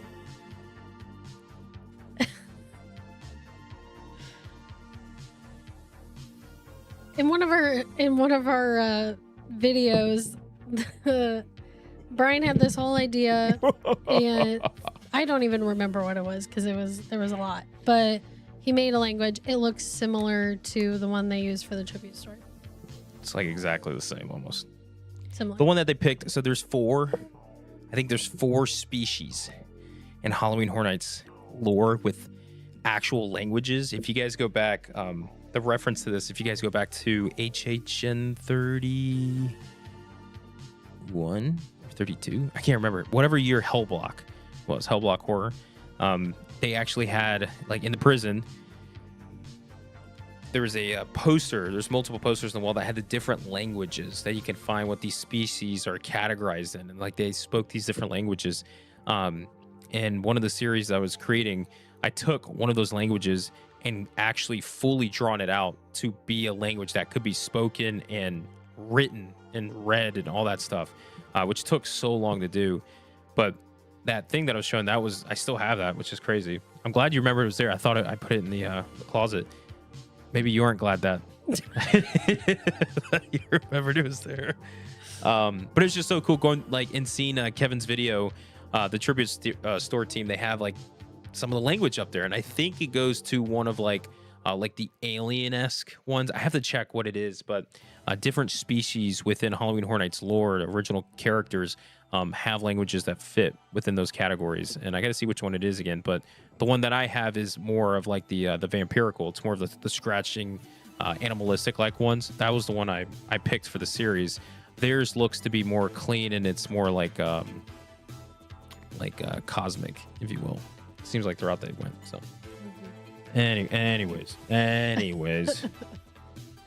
But yeah, they have a whole little like code thingy. Is that at the exit? Yeah. That you can use to decipher. you can use to. Well, I don't think they have it. It just was there. Like people can take a photo and go back and like decode it. I don't think it's something you can actually like physically. No, have. I know. I'm just saying they have like a little sign. Well, I was that just saying for people who don't know, like it's not like a physical thing. Yeah, no. But you could take a picture of it and then go around if you really wanted to. Yeah. Or watch YouTube videos of people who do it for you. Kevin Heimbach, he already deciphered a couple. So go watch his video because it shows a lot of detail to Tribute Store. It's really cool. The team did such a great job. I'm happy. Happy. It does look great. Carla also said HHN30 Tribute Store was my fave. Yeah. But which one? Which HHN30 Tribute Store? What was the second Both one? of them were good. The one with the estate, remember? That was really good. I loved that. But the one that was supposed to be where we had Jack and the pumpkin room and stuff, that was really cool too. You had the Frankenstein's monster room. I like that one. That one one's was cool. my favorite. That one's cool. But I really liked the estate because that was like deep in HHN lore stuff. Yeah. I wonder if the curator is involved in all that stuff. Maybe that's his estate where he collects and he's got all this. We'll see. I get real excited for the HHN Tribute Store stuff. I did like Ace the Territory. comic book one. Ooh. The comic one was really good too. Ace Territory said you should make merch with that language. Maybe. I'm getting ideas now. I'm taking that idea, Ace. Thank you. I'm patented, by the way. Can't claim it. So, I realize we're at an hour and 50 minutes in tonight's live. We did talk about team member preview bit. I know premium stream night's going on. I want to get into the fan Q&As that we have real quick. I know we have 6 questions that we took from you guys. So if we didn't get to your question, sorry. We just picked 6 of the questions that we saw. We'll talk about that real quick, and then we'll kind of wrap up the live stream tonight with like our most anticipated, anything changing on the list, but also what our game plan is, and the fact that we're just getting hyped that tomorrow is opening night for HHN35. And so be it. You on, how you on? We are on. Sorry. Ooh, it is getting late. It is getting late. But we gotta stay up for the nights because There's some long nights coming up. I can stay up if we're at HHN. I don't really get tired at HHN. We walk for like 2 hours in the park, and I'm like, I'm out. I'm tapped. So we'll Maybe see. physically tired, but not like I'm falling asleep. I don't get tired at HHN. Should we get a wheelchair? No. We take turns pushing each other. I don't want a wheelchair. I won't. No. No. All right, let's go to our HHN 35 Q&A. This is our last Q&A before HHN 35 kicks off. We're starting with the first question. Whoa. Which one's us? What up, guys? Nope, that's not it. Bingo, there we go. Inception. I love that. It was great. If you had the opportunity to create a new iconic character, what would it be? Stephanie. That would be my answer, just Stephanie. I don't know. I have no idea. I think I would move away from, like, I would do something completely different, like away from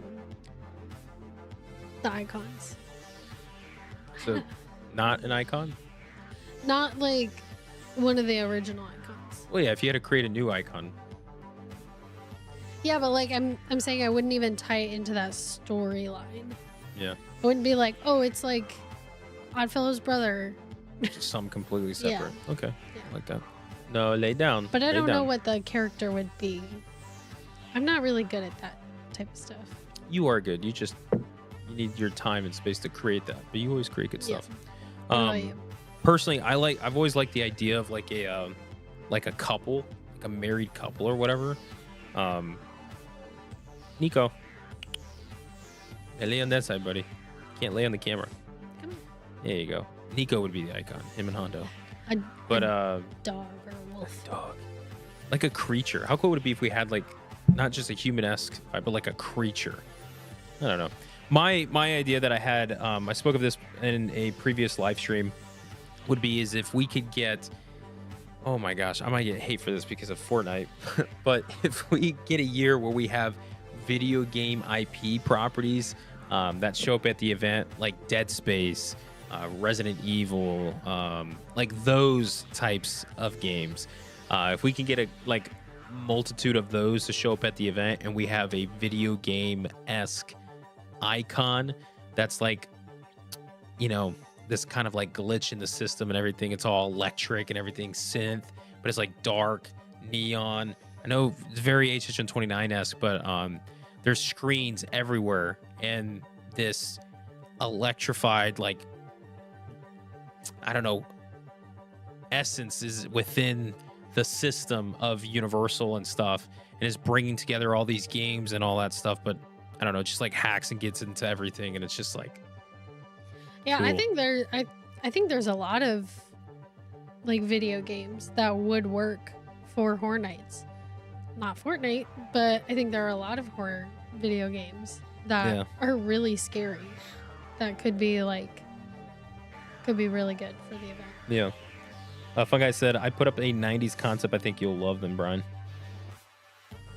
I gotta see that. I do feel like I remember hearing that like video games are hard to coordinate with, though. Yeah. Tend to be hard to coordinate with. Depending. Michael said, yes, bring Diablo and DBD to the event. I think those would be good too. I think those would work well. Literally, Dead by Daylight is like Fortnite, but actually scary. Yeah, right? Like we should have just had a Dead by Daylight scare zone. Yeah, Would have worked. that would have been Same cool. concept, right? WHS Cheer Baby said Outlast would work. Yeah, Outlast would work. Outlast would be cool. I want to see Dead Space. I'd love to see Dead Space. The Alien video game. That's really scary. I know we'll never get Alien, but because of Disney. Oh, you're talking about Alien. Alien. Alien. Yeah. I forget the like subtitle Yeah. for it, but Yeah, we'll see. I don't know. All right. Anyways, moving on from question 1 to question number 2. Halloween scaffolding nights. Any ideas as to why they waited to do this now? We did talk about this at the very beginning of the live stream. So if you guys missed that conversation, if you guys are just joining us, we did talk about the scaffolding. We did our question of the day. Talked about team member preview, the 10 houses, scare zones. We didn't talk about the show just because, or the shows, because we like to completely stay away from any reviews on that.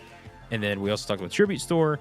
So if you want to see what we thought about the whole scrim scaffolding thing, you can check it out at the beginning of the live stream if you just go back. But in my opinion, I think they had plans to be done, but they came across an issue and they have to resolve it now, and it has delayed everything. I think that's the issue right now. yeah.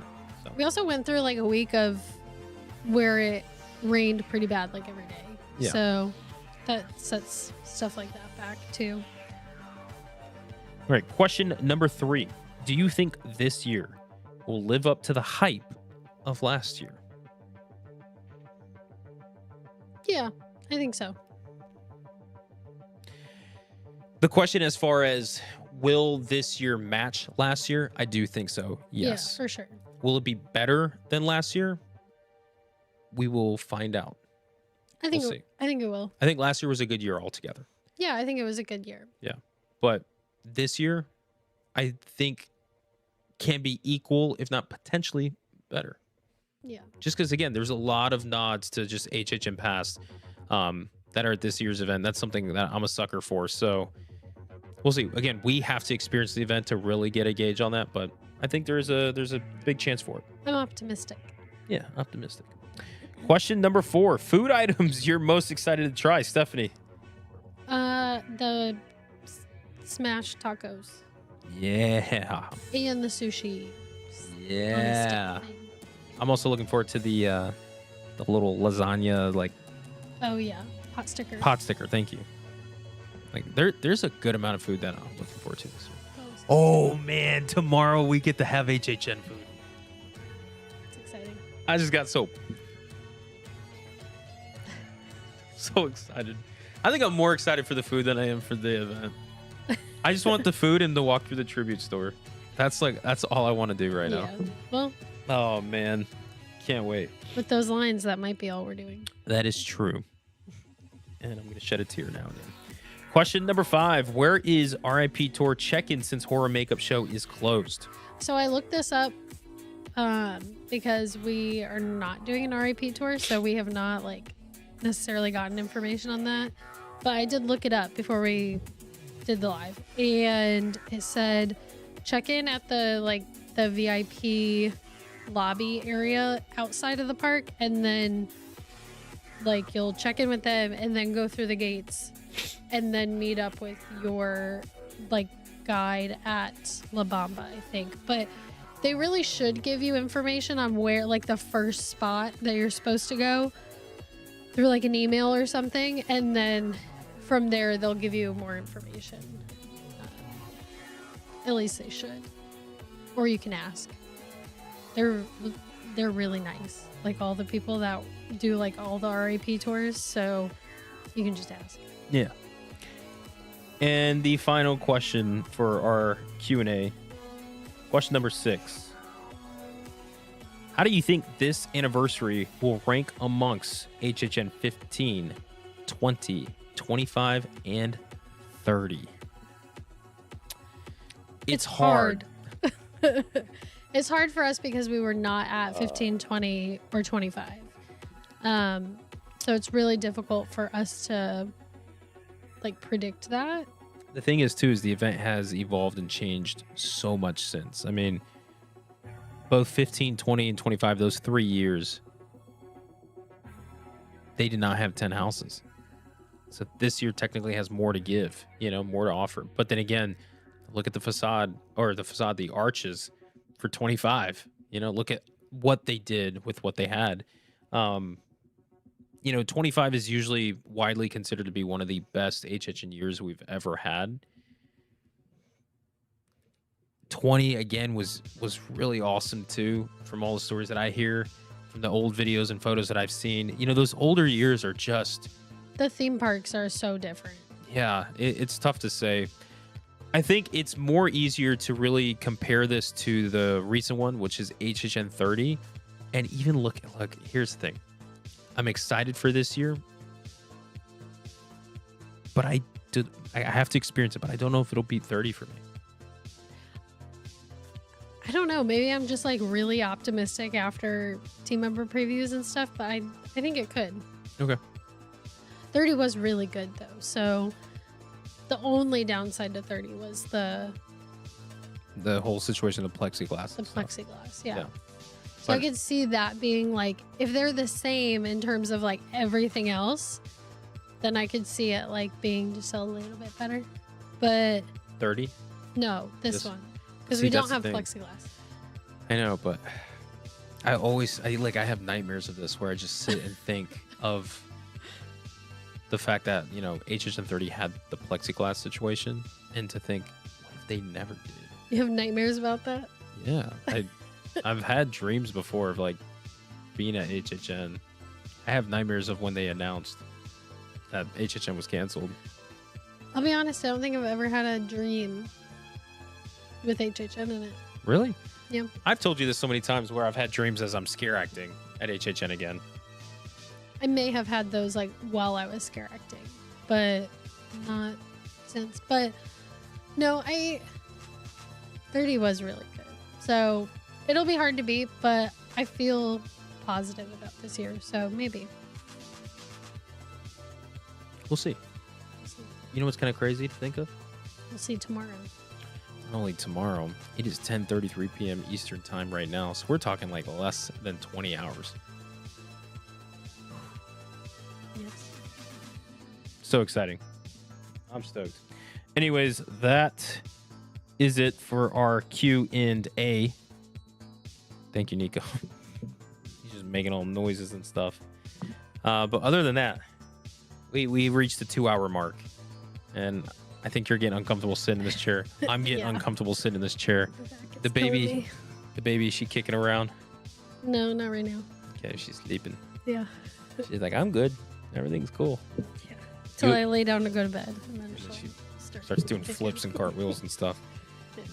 But anyways, ladies and gentlemen, tonight is the last final night before... I don't know. It's weird because Premium Stream Night's going on. I don't know how to... I want to say, like, this is it. This last final night until it's Halloween Horror Nights. I mean, Halloween Horror Nights is going on right now. Yeah. Darn the Premium Stream Night. Dang it. But tomorrow is opening night for HHN35, and we genuinely are just so stoked. We are excited.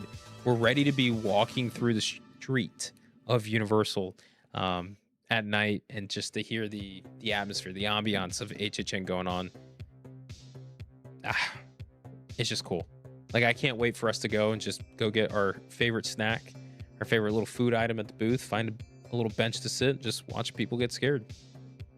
Yeah. And then wait maybe 2 hours or so for one house. Call it a night. Yay.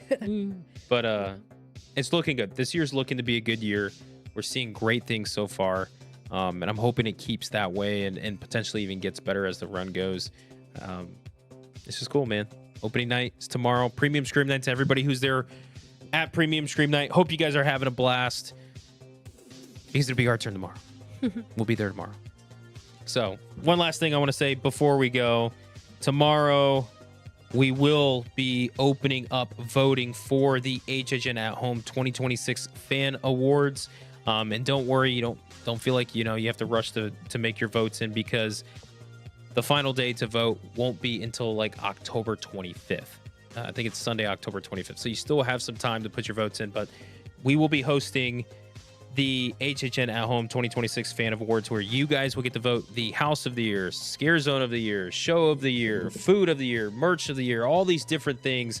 And we will also be having a fan photo competition that will be taking place as well during this HHN season. So we will go ahead and we'll make a post that goes ahead and announces all that stuff more in detail. But one lucky fan will get the fan photo award of the year. And basically what it is we'll have finalists picked. Oh, you give him kisses. That was so cute. Okay. The cuteness overload. I'm forgetting what I'm saying. What, you have something to say? You want to tell people? Oh, both of them said, don't do the fan photo because you guys are going to lose anyways. The boys are going to win. But anyways, so you guys will be able to submit your photos, and then we will have you, the fans, vote on the winner of the fan photo competition, and that winner will be announced during the fan awards on Sunday, November 8th, and you will get a juicy giveaway, if you will. But we'll announce more of that stuff later down the road. So, HHN at Home 2026 Fan Awards kicking off Sunday, November 8th. Voting for that will begin tomorrow, ladies and gentlemen, tomorrow for opening night. So, keep an eye out for all those posts and stuff that we'll make on Instagram and yada yada. So, anyways, with that being said, Hondo's here. He's like, you don't have to ask me. I'm here to close it out. Nico, speak. No. That hey, that's not speaking. Not that language. Speak.